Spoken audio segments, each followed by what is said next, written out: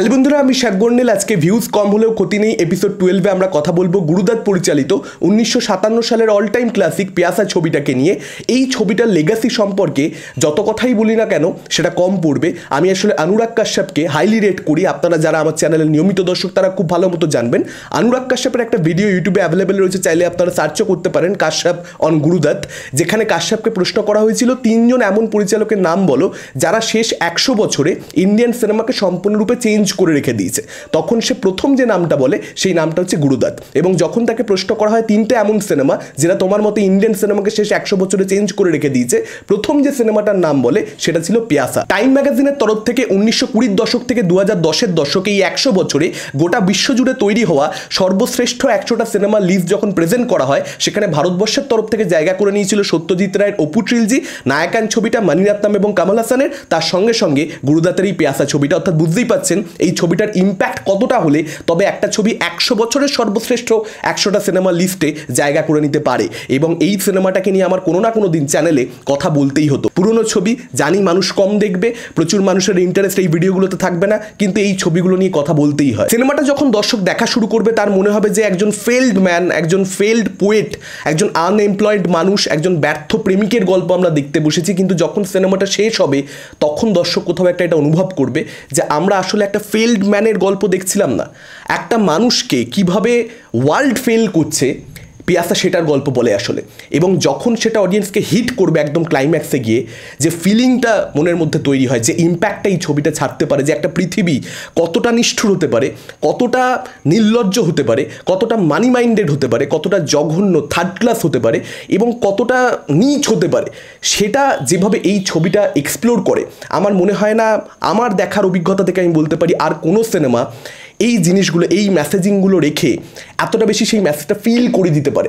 আমি সবসময় বলি যে স্ত্রী 2-এর রিভিউ তো আমি রিসেন্টলি বলছিলাম যে একটা মেসেজ আপনি ছবির মধ্যে দিচ্ছেন সেটাই এনাফ নয়, যে আমি এই বক্তব্যটা রাখতে চাইছি।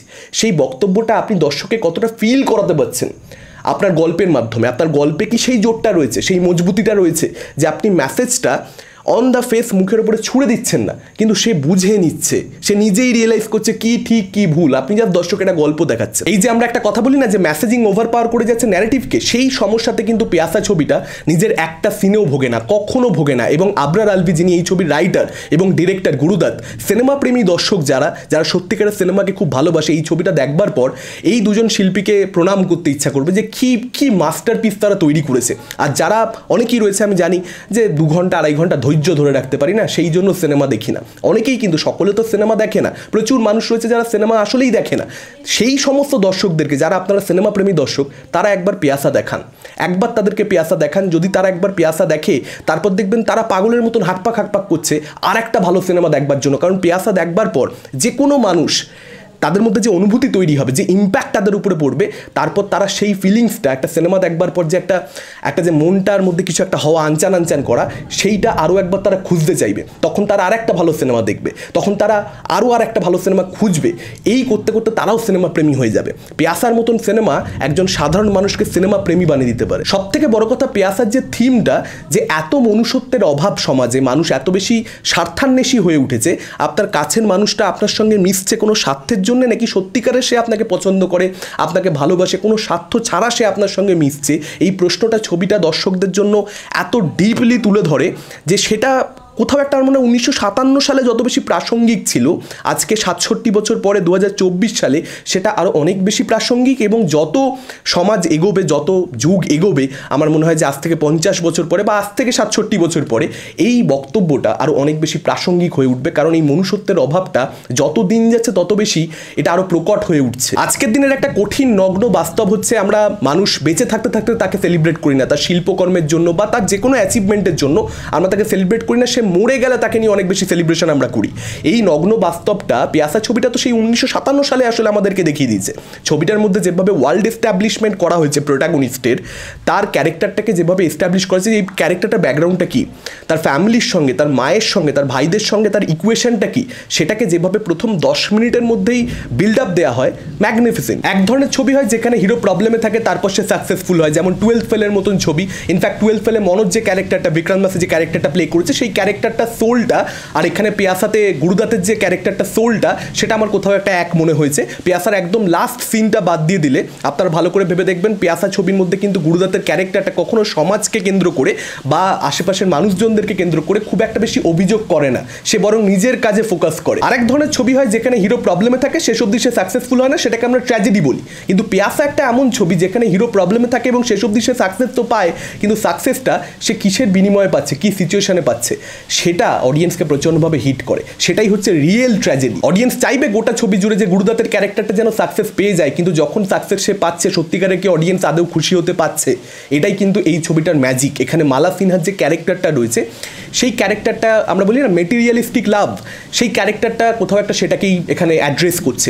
অন্যদিকে ওয়াহিদা রহমানের যে ক্যারেক্টারটা রয়েছে সে একজন প্রস্টিটিউট, কিন্তু সে কোথাও একটা গুরুদাতের যে পোয়েট্রি বা গুরুদাতের ক্যারেক্টারটার যে তার মধ্যে যে পোটেনশিয়ালটা আছে সেটা অনুভব করতে পারছে। তো একটা যে ধ্যান ধারণা আছে আমাদের যে সমাজের আপার ক্লাসের মানুষজন যারা, তারা কোথাও একটা কবিতা বুঝবে বা তারা সব কিছুর মর্ম বোঝে, গুরুত্ব বোঝে, কিন্তু যারা একটু নিচু শ্রেণীর মানুষজন তারা বুঝতে পারবে না।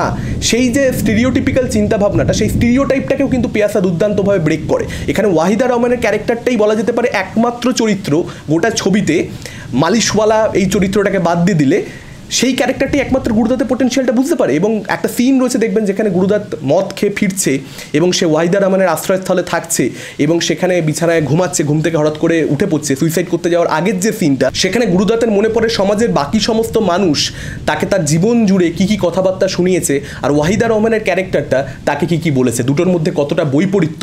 মালা সিনহার ক্যারেক্টারটা এবং ওয়াহিদা রহমানের ক্যারেক্টারটা, তাদের মধ্যে যে বৈপরীত্যটা এস্টাবলিশ করা হয়েছে সেটা চমৎকার। এই ছবির ক্লাইম্যাক্স অডিটোরিয়ামের যে সিনটা রয়েছে সেখানে যা হয় সেটা অডিয়েন্সকে জাস্ট নাড়িয়ে রেখে দেবে। ইনফ্যাক্ট এখানে গুরুদাতের যে ক্যারেক্টারটা সেটা মেঘে ঢাকা তারা ছবিটা, ঋত্বিক ঘটকের ছবি, সেই ছবিতে অনিল চ্যাটার্জির যে ক্যারেক্টারটা সেই ক্যারেক্টারটার কথা আমার খুব মনে করিয়ে দিচ্ছিল। আর এখানে যে ছোট চরিত্রগুলো সেগুলোর কিন্তু প্লটে রীতিমতন ইম্পর্টেন্স রয়েছে। ভালো সিনেমা আপনারা তুলে দেখে নিন, ভালো সিনেমাতে কিন্তু ছোট ক্যারেক্টারগুলো যেগুলো রিয়েল ভালো সিনেমা, ছোট ক্যারেক্টার, স্ক্রিন টাইম কম, কিন্তু সেই ক্যারেক্টারটা প্লটকে কোনো না কোনো রকমভাবে কিন্তু ইনফ্লুয়েন্স করে।